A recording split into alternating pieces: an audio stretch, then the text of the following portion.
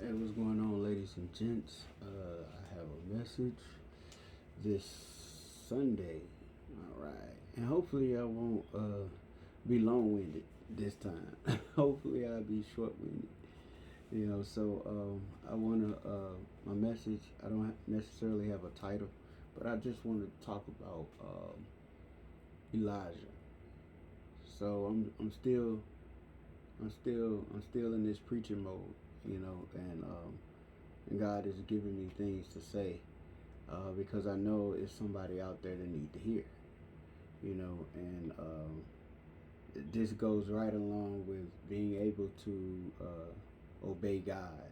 You I know I talked about before in my other video about being able to hear God. Do you know when God is speaking? But there are some innate things that generally God has given us to have common sense. So there are certain things you don't need necessarily God for as such. Well, I believe that you need God for everything, and if you want to, um, the Bible also say, acknowledge Him in all thy ways, and He will direct your path. It makes sense for you to even acknowledge Him in the minute and cerebral things, the small things, any infinitesimal things, you know, minute things. It still uh, wouldn't be bad for you to acknowledge God if you still have to make a decision. I still have to. Some people, have that ability. They can make a decision, like if they want to put on a certain pair of shoes or a certain shirt or clothes or whatever. You don't have to ask God for permission of, hey, I'm gonna put on my glasses, or I'm gonna put these shoes on, or I'm gonna wear this. There are some things that are controlled, like maybe when you have to go to work, or when there's a dress code in place where I have to wear this, and maybe there's some leeway other places, but you know when it comes to hearing God and obeying God, acknowledging Him for certain things, you necessarily don't have to, you know. Lord, should I make this left turn? If it's Lord, should I make this right turn? When it's concerning going down the right direction to get home, or just just small. Should I make up my bed, or should I sweep my floor? Just normal things that for a certain criteria is like common sense to do, but and it would seem as if those things we wouldn't need God for, but for some people like me, I have to trust God for everything, you know. But so I want to talk about Elijah, and anybody that is Bible based knows about the prophet Elijah. There are many prophets, in the Bible, and so if we get rid of uh, 1,000 prophets, God can raise up, or He got another 1,000 prophets in reserve. So no matter how many times you get rid of the messenger or the prophet of God, God always have somebody to, speak His word, to carry out His will.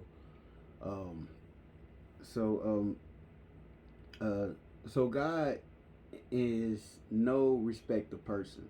Okay, when it comes to His will, which means that because He has many prophets, He has many prophets on reserve. He got many prophets in backstock.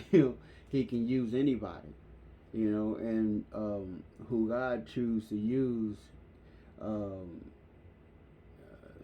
stems over your race. It stems over your unique um, nationality. It stems over your character, your personality, If God want to use you, He just want to use you, and He chased who He loves. So what gets me is the particular character of the person God chooses to use. So we understand that every prophet is not the same, and every prophet is different, and certain prophets have particular characteristics, and the Bible brings out what they are. I don't want to think too negative about what I'm doing, because sometimes you have to um, bring out the least common denominator, the negativity, to solve a problem. And a lot of times when uh, especially when you're dealing with um, righteous people who have the propensity to be self-righteous, could actually judge you because you're not coming from any scripture, basically, or you didn't read any scripture. But a lot of times when Christ spoke, he explained things, not that he couldn't come from the scripture or come from the Bible or come from the law. When a lot of times when he went into the synagogue, he did read the law. But most of the times when he was in teacher mode, or even preaching, he was always more so teaching the people. And when he was teaching them, he will occasionally go back and reference the scriptures to prove what he was saying. But he used a lot of earthly things, not just carnal, but earthly things, because we are carnal minded in so many ways, to explain spiritual things so we could get an understanding about his message, or understanding about what he was trying to get us to retain. See, so God is no respecter of person. He used who he want to use, and when it comes to prophets, Elijah was like a very powerful prophet, and I noticed that Elijah wasn't like certain other prophets in the Bible. Like Jonah. Jonah was a little different. And a lot of us can kind of, I guess, see ourselves in Jonah. And I mean, I can see myself sometimes in Jonah too, more so than Elijah, because Jonah uh, kind of thought like most people think. you know, we but then if Jonah didn't do what he did, there wouldn't be Jonah in the well. He would have never, been in a well. He would have never got eaten up by the well, and be in the whale's belly for 3 days, and then that was a sign of Jesus being, crucified, dying, and getting up the third day. That was a sign that Christ, but at no time Christ disobeyed God. Uh, Christ did not disobey his Father to be eaten up by the whale. It was him obeying his Father that caused him to go to the cross. And this is what necessarily the pivotal point of what I'm trying to, explain in this message. And I'm kind of getting ahead of myself, but I'm going to just go right on ahead and get to it. A lot of times, we choose to be Jonah instead of Elijah, because we don't we think obeying God, in a lot of cases obeying God will get you in trouble. Okay. And a lot of times with obeying God will get you in trouble with men. And Elijah had a specific mission that God had told him. And because God intentions for us are good, when we are not thinking correctly or we are not operating correctly or something oppose the all living knowing omnipresent omniscience God, he will use people who necessarily are willing, you know, to obey his will. Because sometimes we won't be able to understand certain teaching moments if God bodaciously automatically just show himself and say, I want X, Y, and Z, which can be done. But then God is the ultimate teacher. So he's the master teacher. So because Christ, God is the master teacher, he has to allow us to deal with certain situations from a trouble based understanding. Man born of a woman is born full of trouble. So when we are born, you know, you're not living in a a utopia where it's just peace, rainbows, lollipops. Everybody is in harmony. Say a man born of a woman is born full of trouble. So as soon as you get into this world, even a baby who lack knowledge or intelligence has a level of intelligence to understand that even though I'm alive, this dimension is scary. This dimension is full of trouble. The baby spirit can feel it, knowing because it comes out crying like, "What? Why did you bring me?" And no one can escape. I don't care if you're rich, poor, white, black, gay, straight, whatever your stance is with who you are as a person, you know, religious, not religious, faith, have faith, don't have faith, agnostic, atheist, believing God, whatever you believe or whatever you don't believe, fat, short, pretty, ugly, big, tall, small, dark skin, light skin, white skin, red skin, yellow skin, blue fish, red fish. Eat bacon, don't eat bacon. Eat pork, don't eat pork. Vegan, meat eater, carnivore. Whoever you are, you cannot get away from the issues of life. So they are going to happen to all of us, you know. So a man born of a woman is born. It don't matter if you intelligent, smart, or if you stupid, dumb. You are going to be faced with trouble in this life.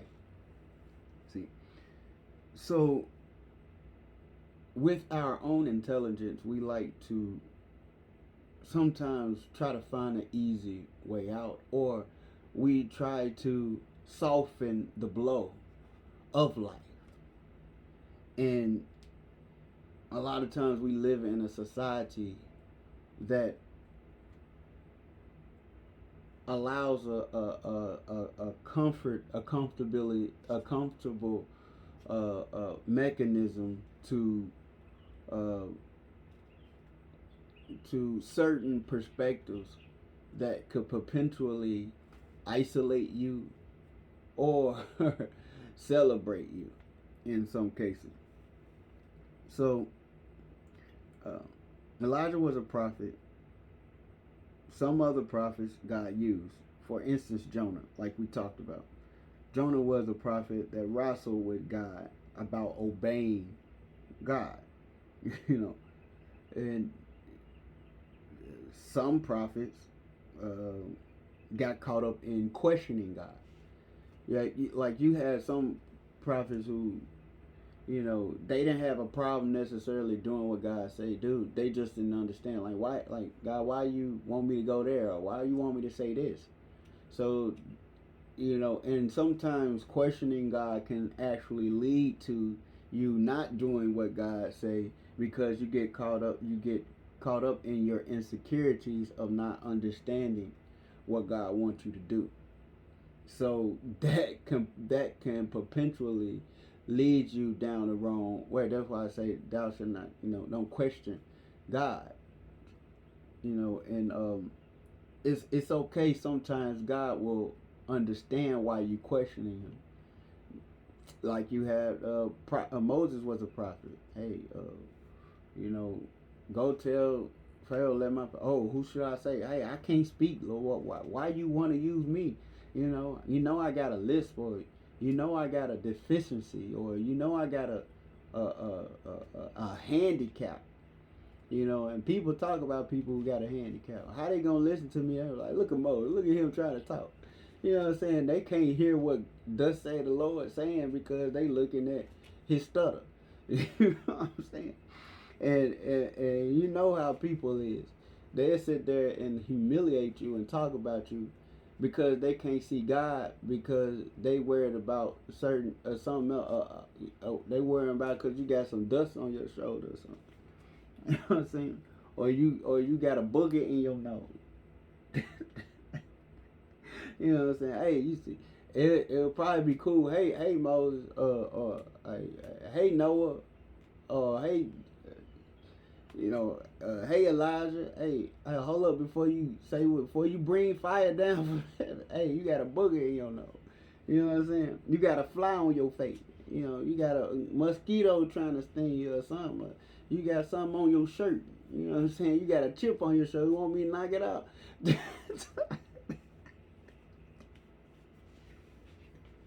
That's funny, but you know, and that's what happens a lot of times because uh, you know how society is, and being a prophet of God, I can't I can imagine, you know that's not an easy task. You know what I'm saying? Especially if you care about how society views you. So like, even though prophets of the Most High are spiritual, they also human, and you got to understand that Christ dealt with his human side too as well. So if we know better than Christ, and Christ was perfect, you know, sure enough, prophets before and after struggled with their human nature. And human nature, you know, would tell you, like, even at some point, Christ was like, who do they think I am, and who do to the society you think I am? So at some level, it's important how people view you. It's important how you present yourself. It's important how you govern yourself from an image standpoint. So image does matter at some level. It's not most important, but it gives you some information on a limited base value of your reality. All right, so a lot of the prophets necessarily had to deal with um, their society or their community. You know, if I do what God tells me to do, okay, for popular demand, at some level, it does matter how you are seen, but the view of others, the view of others shouldn't stop the obedience of God or to God. How other people view you based off what God is telling you to do should not stop you, or you should not allow that obstacle or that insecurity to stop you from doing what God is telling you to do. You see what I'm saying? Okay. A lot of times we are disobedient because the ultimatums that God gives us oftentimes don't line up with traditional or societal culture. So when you're dealing with a culture or traditions, in society, a lot of times people are passionate about those things. And because people don't know the mind of God and don't know the way of God, when God uses someone to preach his word or teach his word or become a prophet to his will, those people that God used a lot of times are is the propensity of being actually becoming humiliated, intimidated, and also isolated. Sometimes doing what God is tells you to do will isolate you. It will people will humiliate you. People will talk about you. People will, intimidate you. Like, who you think you are. Like, who, do you, and it's sometimes, a lot of times, it's not necessarily that the prophet think that he's anybody. Usually they are selfless, uh, not selfish people.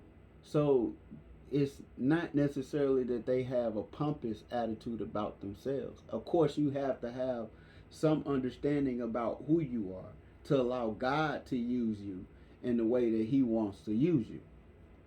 But if the prophets that God used were pompous and arrogant, they will get in the way or get in the way of the movement of God. You see, so a lot of times prophets have to deny themselves, you know, for the power thereof, because they know that the power of God is so much greater than their own will or their innate uh, uh, terminal perspective about where they think that they should go. And a lot of times flesh can get in the way, and even though you have your own mindset, you have to have the mind of Christ. Let this mind be in you that's also in Christ Jesus. So there are several minds at work. And sometimes the mind that we have from a carnal standpoint is wrestling spiritually with the mind that God wants us to have. So that's why we oftenly question God, because obeying God can get you in trouble. Like I said, with men, Jesus appeared to be a troublemaker, and when men didn't agree with and when men don't agree with your stance, Christ was a troublemaker. You see what I'm saying? So he wasn't a troublemaker, but he appeared to be a troublemaker. And the problem a lot of times comes with the perspective of how people see you. And how people see you could make them judge you from a standpoint that is not true. And a lot of times those things that are not true about you could hurt you, because who you really are is not what people say that you are. Now, being human, we all have fallen short of the glory of God. So because we fall short, we do hold some merit of sin. Certain things that people said that you did do. Certain things that people don't know that you did secretly that was wrong, you did. irregardless of people seeing it or not. So just like the tax collector said, "Hey, Lord, I am a sinner." So we do have to be transparent and not be arrogant as if we are righteous. That's why when someone is self-righteous means they make themselves righteous based off the level and standards they set up, not what God stand up. Because the standard that God has laid out for us, we have all have come short, which means that the standard that God has for us, we haven't been able to reach that standard. But it says strive for perfection, which means you have to continue to strive for the perfection of God, to be holy like Him, to be perfect like Him, inward and out. And some people get to it faster than others. Some people it takes them a little longer.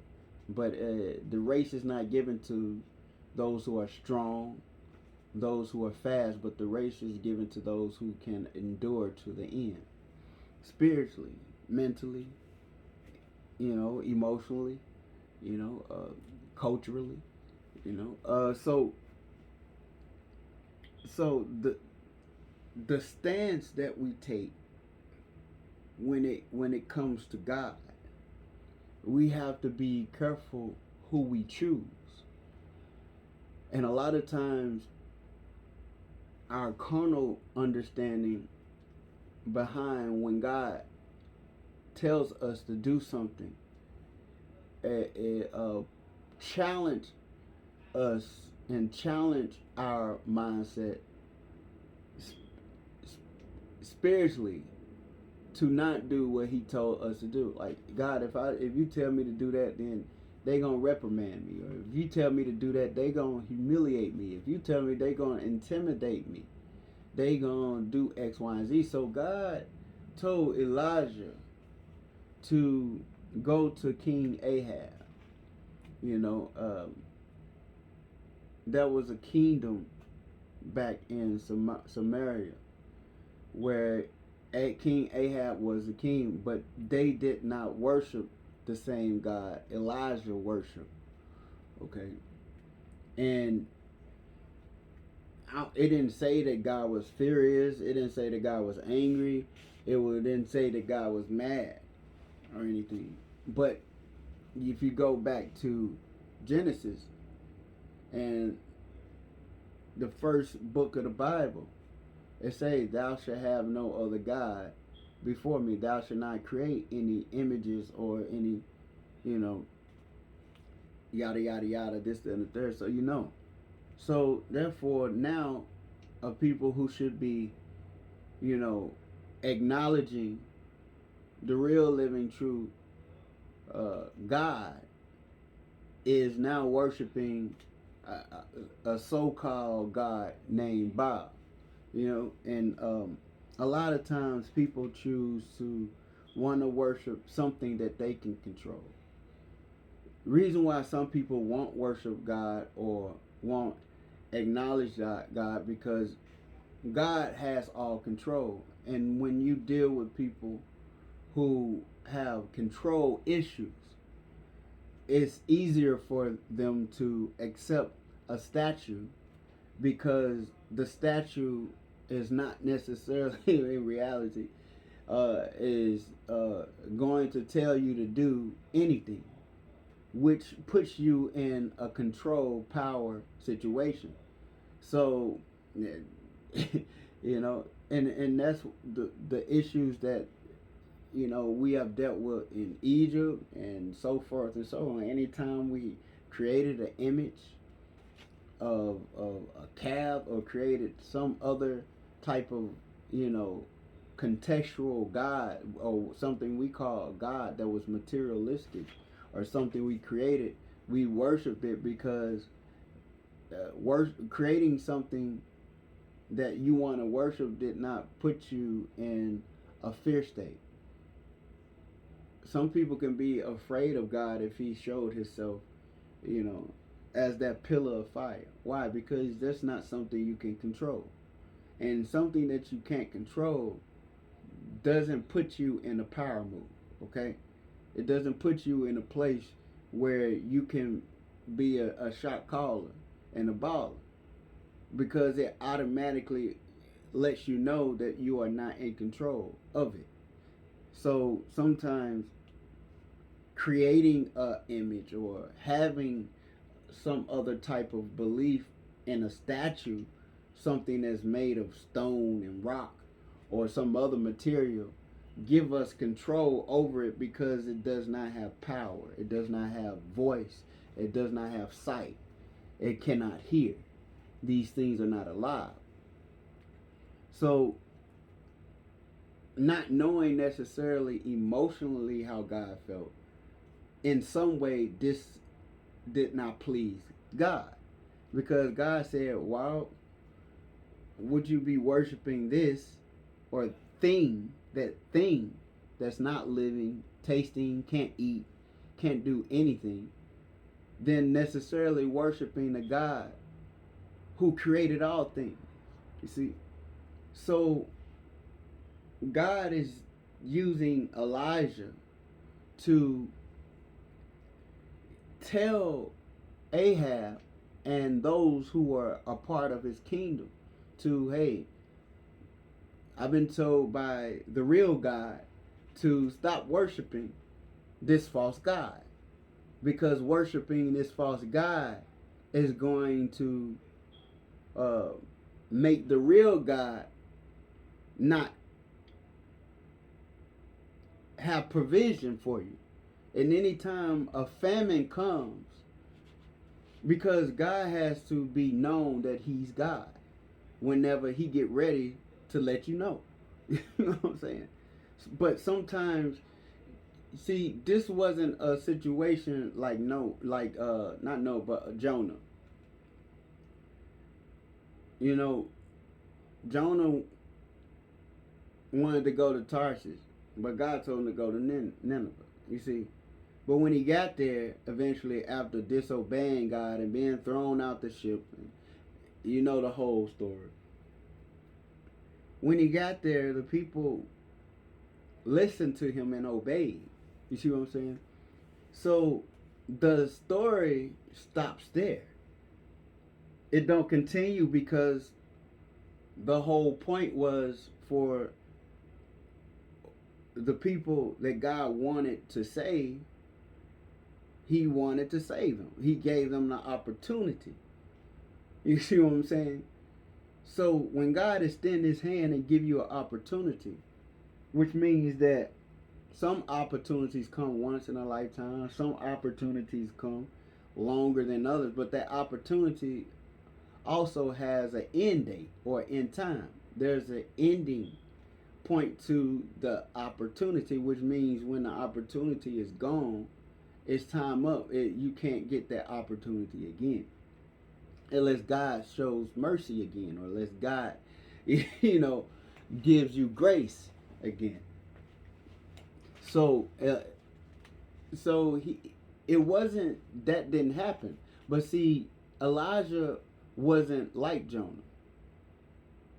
Elijah was a person who did not necessarily question God. When God told him to do something, Elijah immediately did what God told him to do, irrespectfully of how he thought about it. You see? So when God told, that's why Elijah could bring fire down from heaven. That's why Elijah was so powerful, because when God told him to do something, he got to doing what God told him to do. He got to walk, and he got to move, and he got to talk, and he got to preach it. Whatever God told him to do, that's what he did. He didn't question. He didn't say like Moses, hey, I got a stutter. They not going to receive me. They ain't going to like me. They going to be looking at X, Y, and Z. Or, I don't want to go there. I want to go somewhere else. I want to go to Timbuktu. You know what I'm saying? I want to go to Nantucket. Because my name ain't Bucky. You see what I'm saying?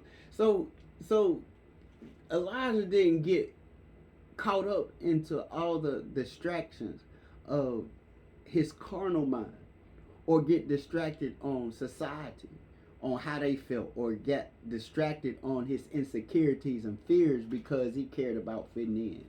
He cared about not being a troublemaker. And it makes sense. In reality, you want to be seen as if you are a good person, even though we all have issues. And the Bible does say be blameless. So you don't want to, even in society, you don't want to be seen as a bad person, especially if you have good intentions.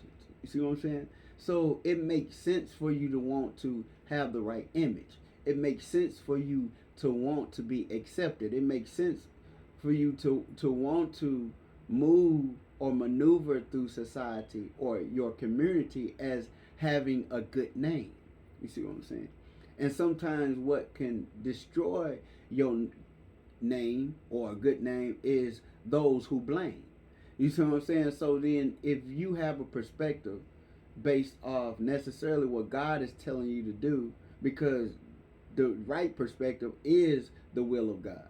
Okay? But then when you're dealing with people who are narcissistic or dealing with people who have their own way of life, the perspective of God is not valued. See?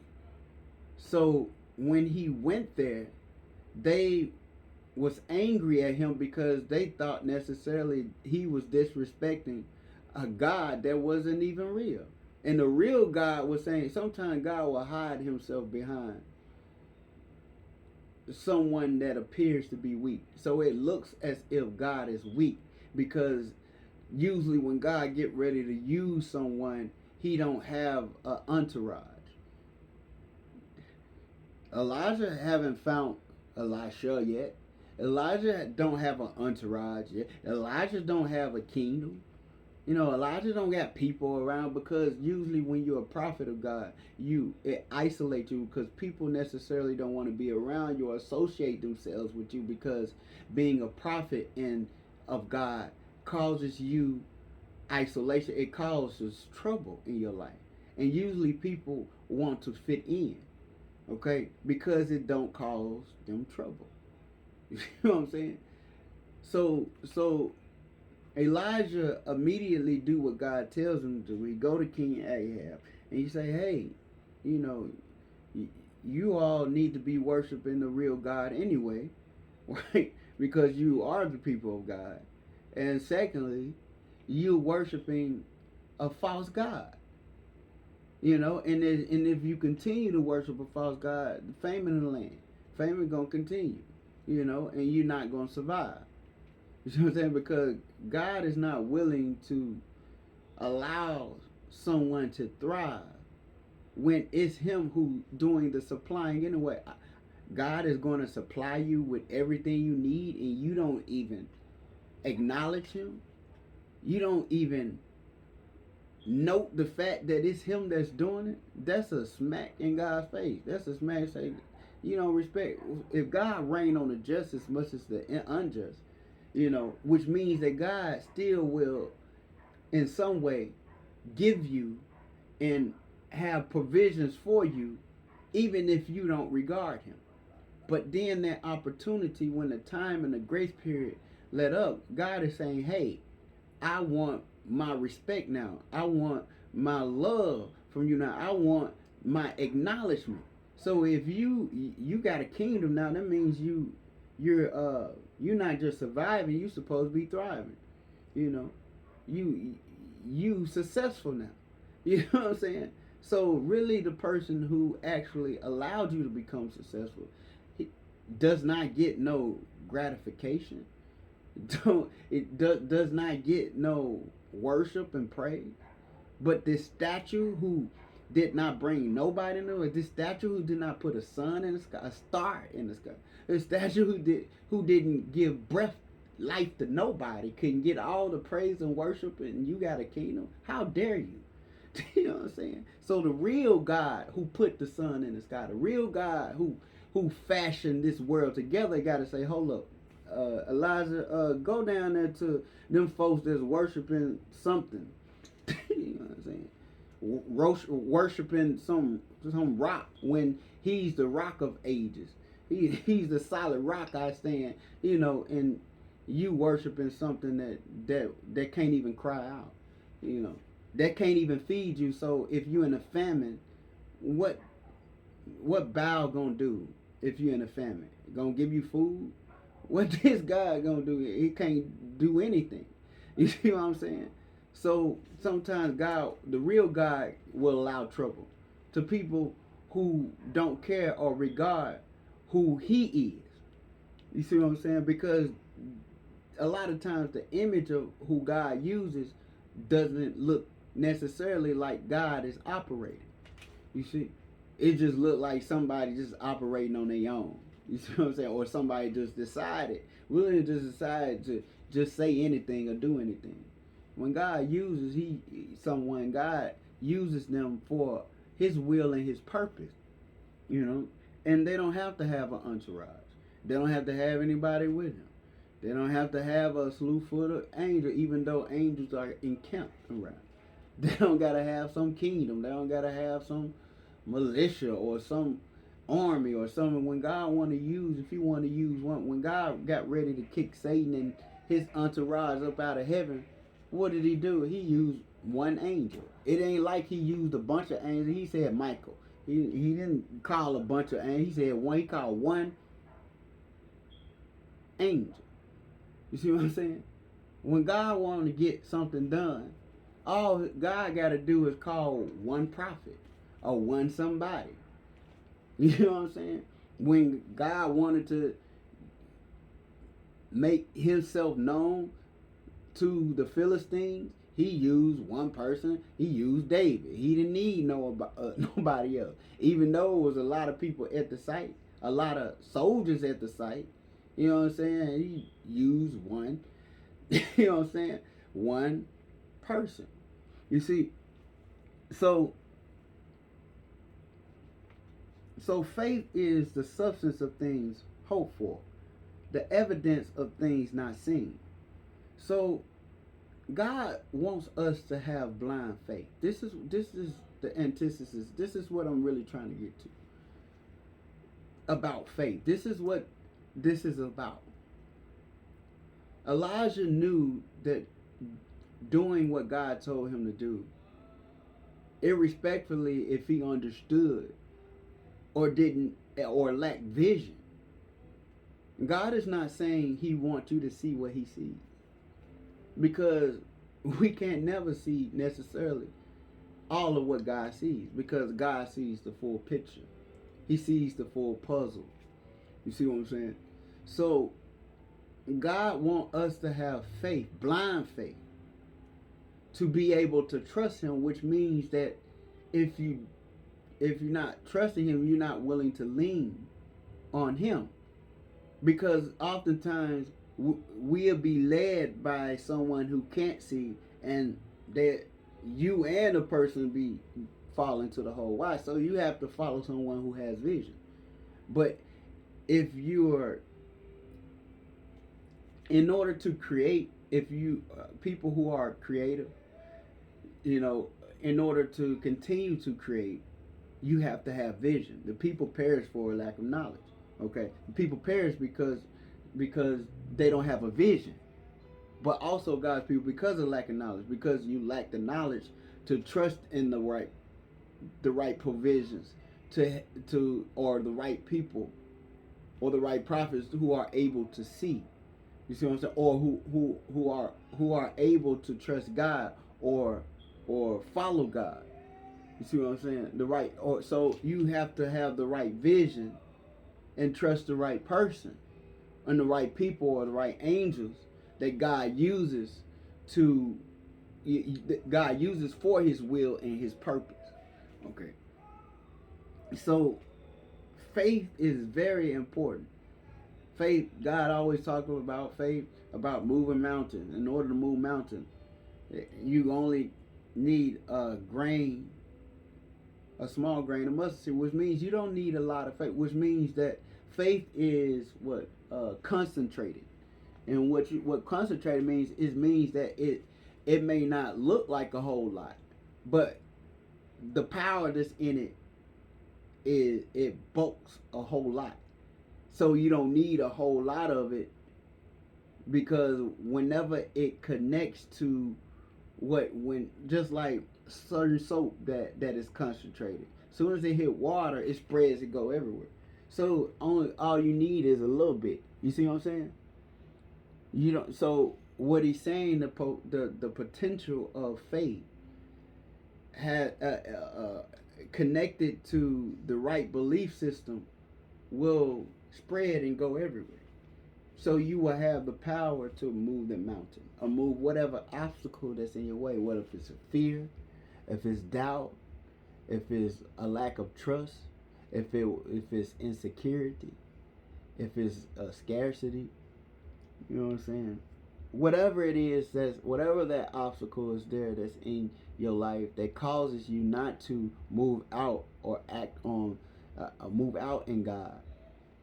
Faith will destroy that. And God is saying, I want you to have blind faith. I don't want you to believe me by sight, because if you saw God in his bodacious appearance, I mean, how can you see God and live? So, and furthermore, it means that anybody could have faith in God if they saw him, or they saw him in all his glory, saw him in his power.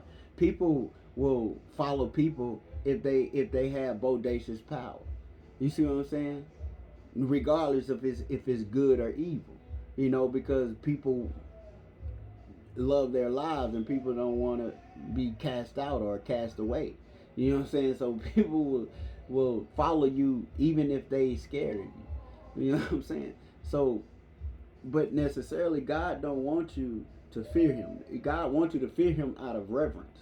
You see, so because God is powerful, he allowed people who appear weak to issue his his message, to see if people are willing to trust him, or see if people are willing to lean on him or adhere to a bodacious God or a living God. You see, so King Ahab didn't necessarily, they kind of sent Elijah away. You know, they sent him away, and people continue to die. People, the famine still continue, and that's one sign that would have showed you everything that Elijah was saying was true. Why? Because he told you exactly what was going to happen, and it came to life. But then people are they heart become hardened. Why? Because they can't be, because they're not in control. The whole point sometimes that people put themselves into positions is to have control over uh, a, a, a, a limited form of power. Okay, because I'm in this position, and therefore I have a level of control that I didn't have. You see what I'm saying? So anytime people are not in control and don't understand necessarily what power is, they misuse the position or they misuse power. Okay? So everybody don't need to be in a position of power, because they mismanage the control factor of what it means to have power. You see what I'm saying? So when they in their seat, then they mad at Elijah because they saying everything that we doing is wrong.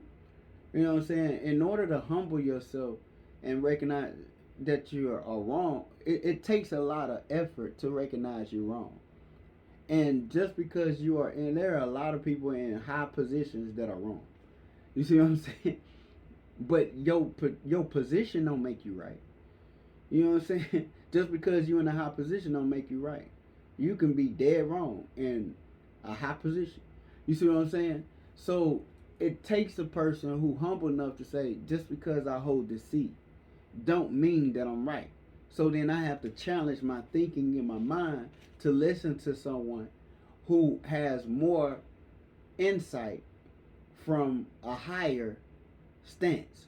So it makes sense to position yourself around people who are smarter than you. That's why a lot of kings will have a lot of other different prophets and a lot of other different assistants around them who had some spiritual knowledge or who had some intellectual knowledge that could help him with his decision making. But sometimes, a lot of times, the people that you have around, sometimes that's why God didn't want his prophet or like a lot to have anybody around. That's why God allowed a lot of his prophets to be isolated, because people that are around you can veer your mindset. Guys, no, I only want to be the person that can hear. I only want to be the voice that you can hear. Because when you have a lot of distraction, that's why when God get ready to take you to another level and God getting ready to position you, he will isolate you from people. Why? Because sometimes we get too caught up into what she's saying or what he's saying and what she, you know what I'm saying? When you get caught up into she stuff, you can kind of fall by the wayside a lot of times, because you too distracted, because so many people speaking into your life.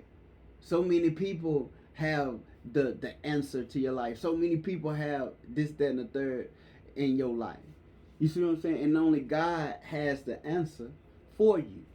You know? So this King Ahab had people around him, had so-called prophets around, so-called assistants and bishops and stuff around him to assist him, but all of them, worship the false god. So then, there was a test. Elijah said, like, okay, if you, and it's good for tests sometimes, because Elijah's saying, like, okay, it's no reason for me to come and lie. Why would I want you to stop worshiping something that is true to worship something that is false? So then, if you think my God is false, let me put your God to the test, and let me put my God to the test and see who's the real God. God allows this to happen so he can be proven. You know what I'm saying? Not by proving himself. Of course, you will listen to God. If you say, "Oh, I'm the God of Abraham, Isaac, and Jacob. Worship me," and you see a pillar of fire everywhere, you be like, "Oh, of course, you're gonna fall to your knees." Why? Because you see the bodacious power of God. God don't want you to trust him like that, because God don't want you to trust him by sight, because your sight will make you position yourself out of respecting something based off what you see. So you're not worshiping, or you don't believe in him because you necessarily want to believe in him. You believe in him because based off of fear, because you're scared of the power thereof. So God wants you to worship him not by sight. You know what I'm saying? So people will fear people because they have a level of power. So they won't listen to God because they don't want trouble with people, because people can take their life. People can get in trouble. We will kill you. We will destroy you because you have a perspective on what God wants you to do. And because their perspective is not the same, they will destroy your flesh. They will destroy you, hurt your family, hurt whatever they feel like they need to make sure that their stance stays the same, when they can be absolutely wrong. You see what I'm saying? So sometimes being a prophet or being a messenger of God, I'm going to go and tell Ahab, King, hey, stop doing X, Y, and Z. And some people won't do that because Ahab has power to destroy. But then here's the test that Elijah say. Well, then, hey, we're going to have a test. If your sacrifice is accepted, then fine. I'll leave you alone. Your God is a true living God. But if my sacrifice is consumed by fire, then therefore you have to stop what you're doing, and stop worshiping this false God. So then that's what happened. They prayed all day long, his prophets, his assistants, for their sacrifice to be accepted, and it wasn't accepted. I'm almost done. And it wasn't accepted. So Elijah say, I'm gonna make sure that my God is the true living God. So he handicaps the sacrifice even more. He poured water over it, because the opposite of fire is water. So of course, if there's water saturated on the sacrifice, it's gonna be harder for it to get caught on fire, because In order to put out a fire, you got to have water, enough water to throw on it. You see what I'm saying? So then he saturated the whole sacrifice with water. So to make the propensity of fire to not be able to ignite. You know what I'm saying? So then if it really does get caught on fire, then you know it had to be God. You see what I'm saying? So when that actually happened, you know, he had the right, because they have like, hey, you need to destroy all these prophets because they false. You know what I'm saying? Because they supposed to be advising the king to have faith in what's true and what's right. And when you got a lot of people around you that have their own terminology about Baal, about some God that's not real, then you are putting yourself in a set. I'm busy right now. You are, I'm sorry. Just give me a second. When you are put in a situation where you have people are around you, okay, when people are around you that shouldn't be around you, advising you to do things that only God wants to advise you to do, then they're going to potentially put you in a predicament that's not going to be good for you. Why? Because your trust is in people. Your trust is in flawed people. Your trust is in people who are fickle. Your trust is in people who don't have a vision. Your trust is in people who can't see. You know what I'm saying? So when you trying to fit and have an entourage of people who cannot necessarily see what God sees or see what God wants from his will and purpose, then you disenfranchise your own self. All right? So all those prophets were destroyed. Ahab fell to his knees. You know what I'm saying? And said, this is the true living God. But see, Satan always have a plan, but God always have something that trumps what Satan is trying to do. What Satan meant for your bad, God meaning for your good. So when Ahab dies, here comes Jezebel. And regardless of Jezebel actually seeing that this is the real God and seeing what he could do, she still does not receive. How? This something that I can't grasp and understand, people. Even those Israelitic people who saw the bodacious power of God and even said, we don't want to deal with this God, we want to deal with Moses, because Moses is contemptible enough. Moses is acceptable enough that where we can control Moses if we needed to. It's more of us than it's just one of him. You see what I'm saying?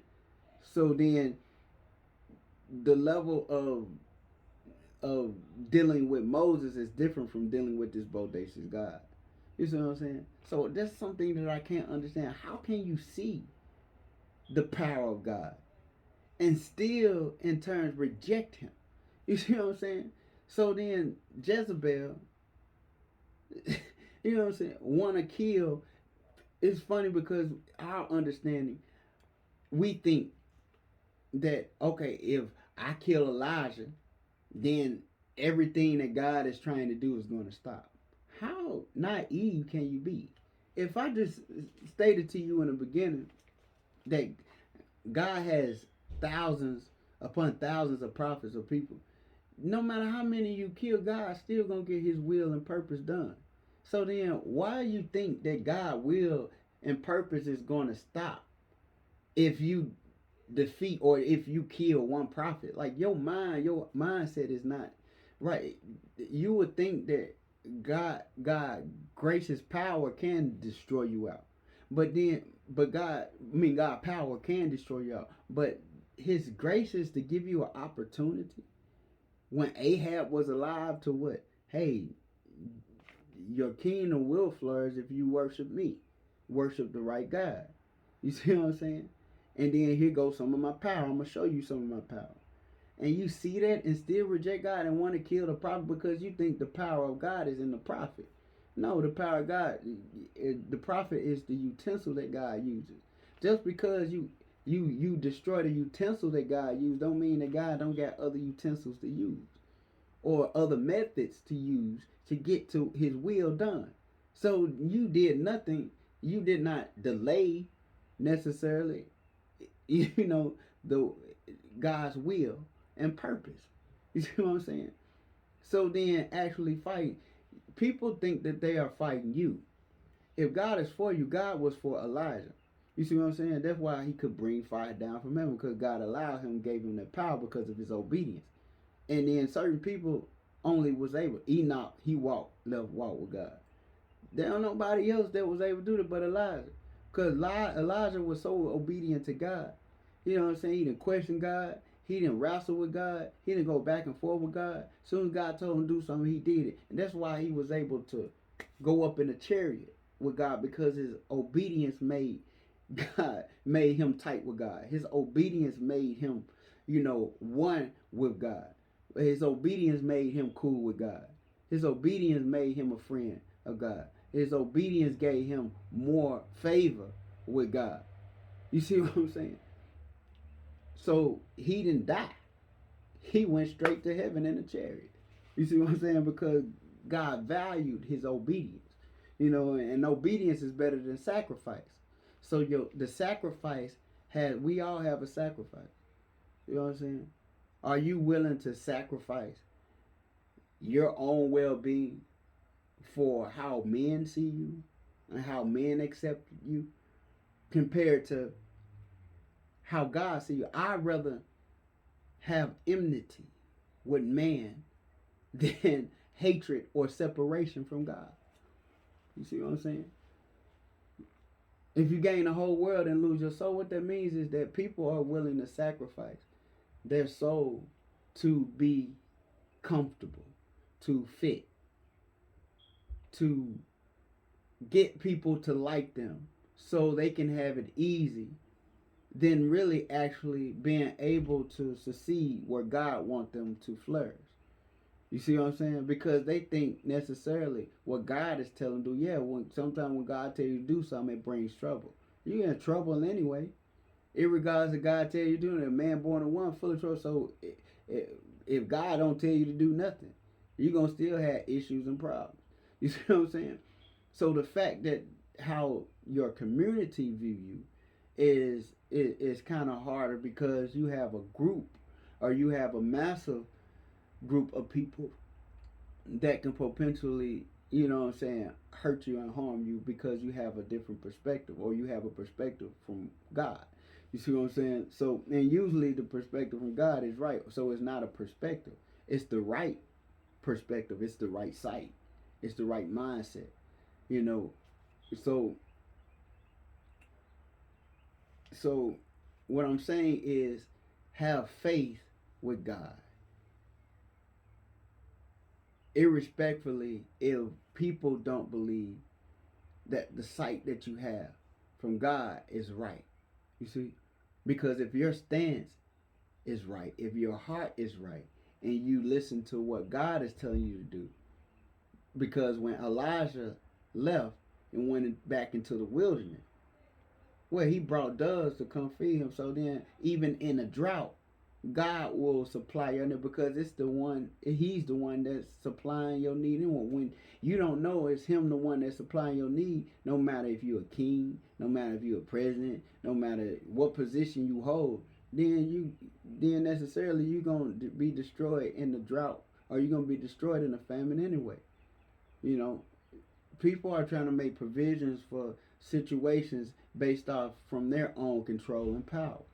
You see what I'm saying? But when you deny the power thereof, which means you try to deny God of something he is in control of anyway, he can destroy everything you're trying to do, regardless of what position you're in. You see what I'm saying? But then if you are listening to God, no matter what drought you're in, no matter what issue you're dealing with, God can supply your every need, because it's him who is in control of your need and won't. Before you even ask, he already knows how need. People don't know your need before they ask. They don't know what's going on with you, and so a lot of times they don't care. You see what I'm saying? So then, if God cared about your need, even before you ask or get on your knees, that means he is willing to want to give you to supply your need. Seek ye first the kingdom of heaven, and all these things shall be added. Which means God wants you to seek Him out first, seek His face, so He can add things to you, even those things that you want. You see. So then, if His will for you is good, but then you have to be careful with Satan. Satan will try to trick you because you would think that his intentions for you are good because he's giving you something. Yeah, turn those stones into bread, Christ. You know what I'm saying? Why are you trying to make me? Why are you trying to make me turn something into so I can eat something when I'm the bread and the stone? I created everything. Nothing belongs to you. So how can you not in a position to give me anything that you not in even control of? You see what I'm saying? So, but the image and the perspective on Satan controlling looks like he owns it. So then his potential, his will is to give you something so he can destroy you, give you something that's not his so he can steal from you, give you something so he can obtain something that's not his. You see what I'm saying? So what God is trying to give you is for you to possess what God has already positioned for you to have in the first place. But then Satan will distract you with having the wrong people around you, or with you making you think that you supposed to be cool with them and fit in, so you can deny His will. You see what I'm saying? So, so the reality is to be able to hear Him, listen to Him, and do His will and purpose, irregardless of what society, what community, what so says, and what they believe, and what opinions they have about you. You know, until you get to that point, God can't give you what belongs to you. So, in order for you to obtain and possess the land or possess what God has for you, in order for you to get that, you're going to first have to be obedient to God. Not obedient to people. Sometimes God with people, wherever job you're on or wherever you are, those who are over you, you be obedient. You know what I'm saying? That don't mean necessarily you making people your boss. God is the boss. You see what I'm saying? That don't mean that you don't respect people in their position, because people work hard. People work hard to get on those positions, and they are there for a reason. Are there some people in positions they should be? Yes, but that don't got nothing to do with you. You do what God tells you to do, and you listen and you be obedient to the Holy Spirit, or the Spirit that's inside of you to tell you to be obedient. People are fighting necessarily their ego because they think they right about everything, and even if somebody wrong, you know what I'm saying? How you handle it in your attitude, it has to be on par. That's how you know someone is of God. When their attitude is of right, you know how somebody is allowing the devil to use them. Why? Because their spirit is off. They have the wrong intentions about the spirit, and the spirit of Satan. The devil is the accuser of the brethren, which means he goes to accuse people. He goes to point the finger when necessarily all the fingers is pointing him, because he want to hide who he is. You know what I'm saying? You got to be careful of people who want to point the finger and you know what I'm saying, at a bunch of other people without first being transparent of themselves. You know, people humble when they say, "Hey, Lord, I'm standing in need of prayer. Lord, it's me, Lord. I'm the problem." Sometimes you are the problem. It's not other people. And you have to be reflective and recognize that. And that's the pivotal point of where God can use it. That's when God can use you. When you are honest enough about who you are. When you trying to hide stuff, God gonna reveal that anyway. The devil is always in secret. He always trying to do stuff that he think nobody else see, which God is going to reveal anyway. You know. So because his eyes is 10 times brighter than the sun, he see everything. And if your heart, he can peer into your heart and see what type of heart that you have. You see? So then obeying God, irregardless of what society, irregardless of what your community, irregardless of what people necessarily saying, that's why God can't bless you until he isolate you. That's why God can't bless you until he remove you away from people who think they have the key to you. There are people who have the key to you. Just like Elijah and Elisha. Elijah recognized that Elijah was the key to him. There are people, but then God can't send those type of people in your life if you can if if you don't remove other people out of your life who is there only maybe temporary, or who's there for the wrong reason and have the wrong intention. You see what I'm saying? I don't care if you say they're your advisor. Your advisor gonna lead you down the wrong road, and you gonna be destroyed in the drought. You gonna be destroyed in the famine. But you gotta start having people around you that are pervasive enough to understand that that's your Elijah or that's your Elijah. Everybody not gonna be the Elijah. Some people gonna be the Elisha. You have to recognize if you the Elijah or you the Elijah. You see what I'm saying? The Elijah, you got to recognize and find your Elijah, because your Elijah is the one, as soon as they be taken up, God is going to give you a double portion. You see what I'm saying? So you have to be able to connect with those who God wants you to be connected to, so you can get your double portion. You know what I'm saying? Because Elijah, those who are Elijah, already have their portion. They already have what God has given them and plus more. But you got to recognize, because you lack, you have to, so you won't continue pulling the plow. Sometimes you have to get away from family. Sometimes you got to be isolate yourself away from so-called friends and people. No, I'm leaving this plow. I don't want to do that. That's not what I'm called to. Even though this is the family business, I'm called to this. I'm called to you.